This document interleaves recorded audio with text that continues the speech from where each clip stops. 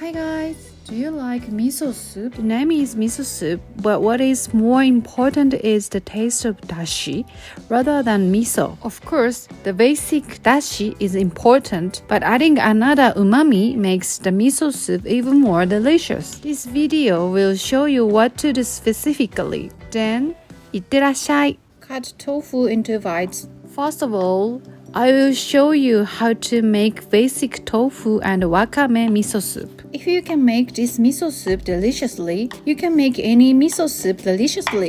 Slice the green onions. Heat the dashi and tofu in a pot over medium heat.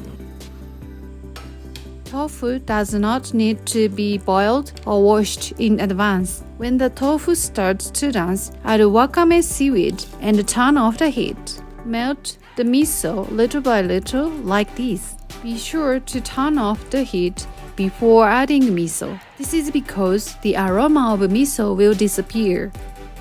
Add green onions to finish. If you don't think the standard miso soup of tofu and wakame seaweed is delicious, try the two miso soups I'm about to introduce. Cut broccoli into bite-sized pieces.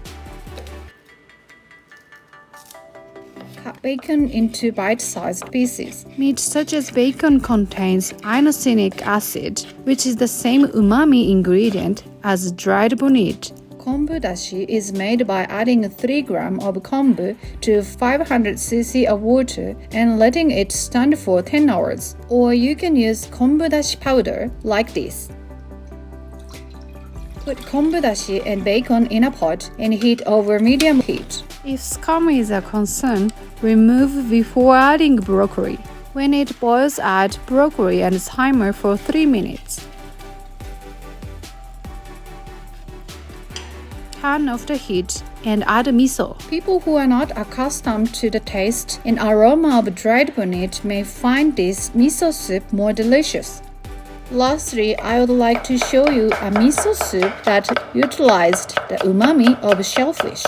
Heat the dashi and mussel in a pot over medium heat. Shellfish contain an umami ingredient called succinic acid, which is different from kombu and dried bonito flakes. Umami ingredients are effective when combined with various ingredients. Miso soup is a Japanese dish that goes well with various ingredients. Please enjoy adding the ingredients around you and seasonal ingredients. Turn off the heat and add miso. Add green onions to finish.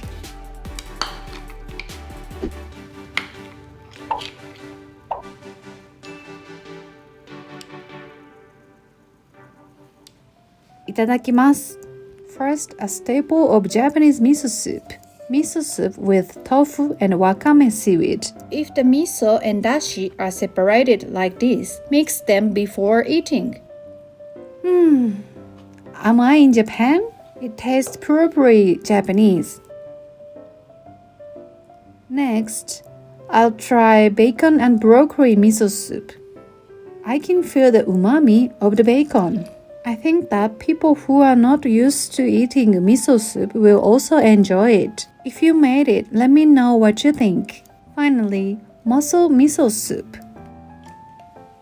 You can really taste the umami of the mussel. Very tasty. The green onion added at the end works very well.